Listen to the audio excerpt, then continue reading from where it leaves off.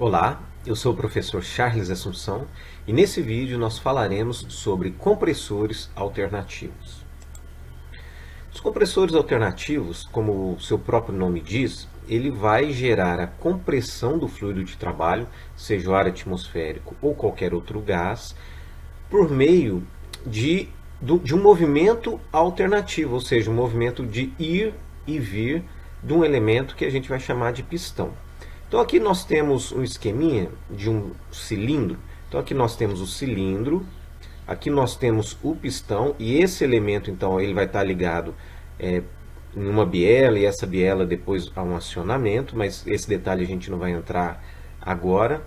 Vamos focar no processo em si. Então aqui a gente tem o pistão e esse elemento aqui vai ter um movimento alternativo, ou seja, ele vai subir e descer e a partir desse movimento alternativo o processo vai ocorrer. Dois processos basicamente, a aspiração do fluido de trabalho e depois a compressão desse fluido e a descarga para o processo, seja para um reservatório ou seja para o uso imediato. Aqui nós temos a tubulação de aspiração, aqui a tubulação de descarga. Percebam que aqui nós temos dois elementos, essa linhazinha preta está representando uma válvula de aspiração e esse elemento desse lado aqui uma válvula de descarga. Vejam que aqui ela está fechada. Então no momento da aspiração, a válvula de aspiração abre, a válvula de descarga está fechada. Essa válvula tem basicamente dois tipos, esse tipo automático, como esquematizado aqui, porque é automático, porque ela vai ser acionada pelo próprio processo. Então essa válvula ela vai liberar a entrada do fluido de trabalho a partir do momento que a pressão aqui estiver tão mais baixa do que a pressão na aspiração, ao ponto de permitir a flexão desse elemento. Essa válvula é como se fosse uma chapa que tem um efeito mola, que no repouso ela está fazendo uma vedação, mas se aqui embaixo, no interior da câmara, for gerada uma pressão mais baixa do que do lado da aspiração aqui, vai gerar esse esforço, esse efeito negativo, essa pressão negativa, ao ponto de defletir essa chapinha, que funciona como essa válvula de vedação, permitindo a entrada do fluido de trabalho. Então o movimento começou a descender, o pistão está no movimento descendente, no interior vai ser gerada uma pressão negativa, a partir de determinado momento essa válvula deflete, e aí o fluido de trabalho entra.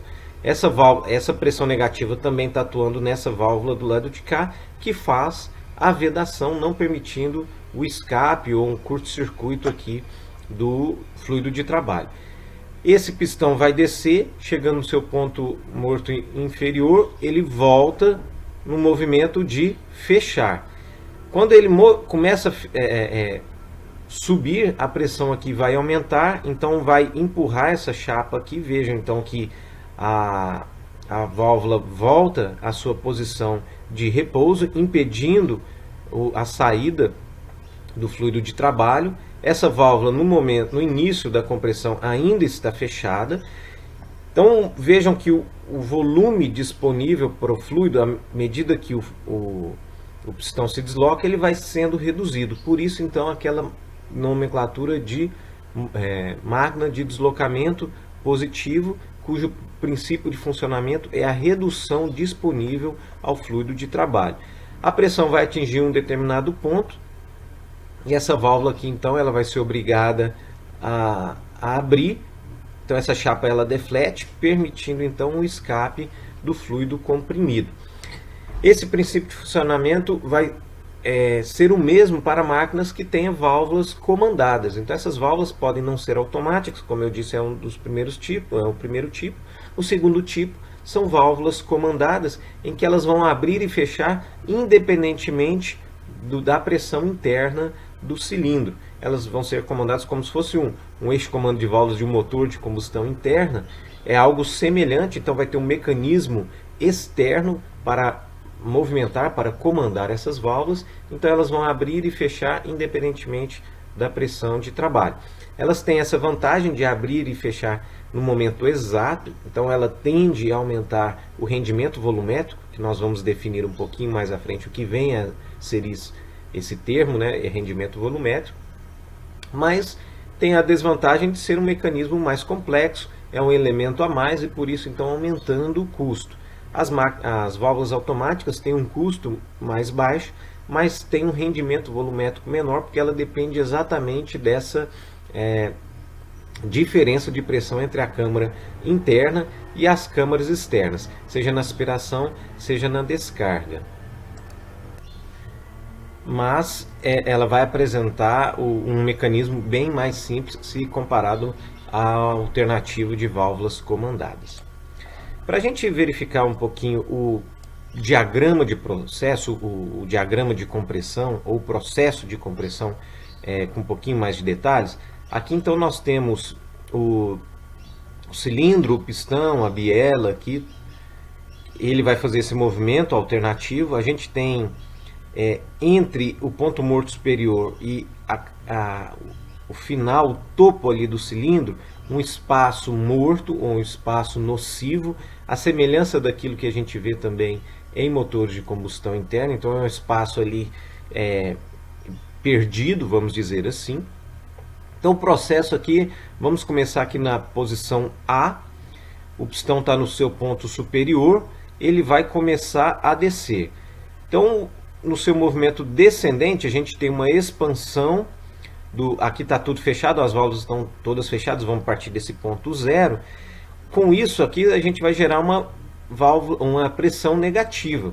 Então do ponto A ao ponto B é um movimento descendente, o volume aqui vai variar um pouco, então veja que a gente tem uma perda de volume apenas para gerar essa pressão negativa, e nesse ponto aqui não existe, nesse espaço aqui não existe sucção ainda. A sucção ela vai começar, a gente está entendendo aqui que é uma válvula automática, então é necessário gerar uma pressão negativa para que a válvula abra, para que a partir desse determinado ponto então comece a sucção. Então chegou num determinado ponto que a pressão é baixa o suficiente ao ponto de abrir a válvula, vai começar o processo de sucção, que é dos pontos B, entre os pontos B e C. Então ponto A e B é um movimento descendente para gerar a pressão negativa, ponto B e C já começa a aspirar, então essa pressão no interior ela vai tender a ser constante,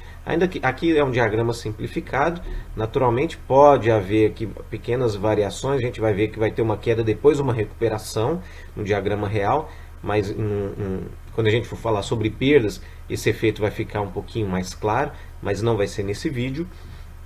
Então aqui é a sucção, a pressão tende a equalizar, a ficar uniforme, e depois a partir do ponto C começa seu movimento ascendente. Então a gente vai ter a expansão, sucção, depois o processo de compressão, que é esse processo CD aqui. Então vejam que o cilindro, o pistão, ele volta